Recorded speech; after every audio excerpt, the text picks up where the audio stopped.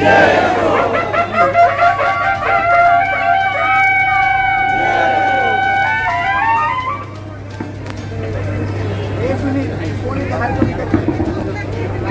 सर्वसामान्य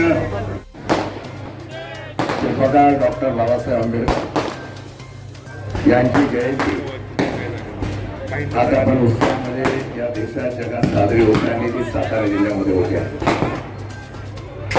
खरं म्हटलं तर या देशाची घटना, या देशाची लोकशाही, या देशाला सर्वसामान्य जनतेला, गरीब जनतेला, पदवित जनतेला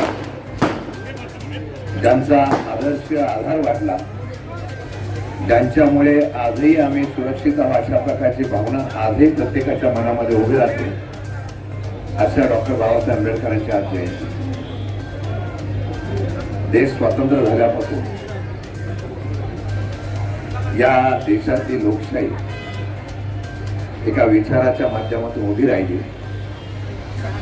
ते वंदनीय डॉक्टर बाबासाहेब आंबेडकर. आज आम्ही सगळे जण इथं आहोत. राजकीय क्षितिजावर वेगवेगळ्या पक्षात जरी असलो तरी मला वाटतं हा अधिकार सुद्धा आम्हाला डॉक्टर बाबासाहेब आंबेडकरांनी मिळवून दिलेला आहे. म्हणून आमची एवढी भावना असेल, ज्यांनी शिका, संघटित व्हा आणि संघर्ष करा असा एक संदेश दिला, त्या डॉक्टर बाबासाहेब आंबेडकरांच्या विचाराची कायम हा महाराष्ट्र त्याचं पाठराखण करील.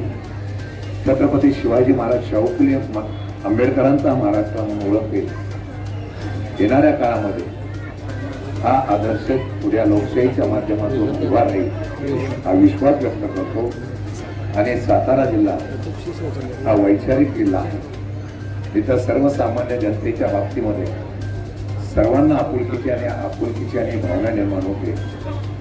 सर्वसामान्य जनतेची सेवा करून भविष्य काळामध्ये आम्ही सगळेजण या असलेल्या डॉक्टर बाबासाहेब आंबेडकरांच्या विचाराच्या पाठीवर येणाऱ्या काळामध्ये या जनतेची सेवा करू, हेच आमचं खरं म्हटलं अभिवादन असेल.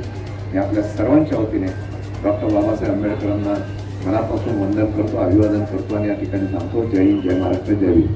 भारतरत्न डॉक्टर बाबासाहेब आंबेडकर.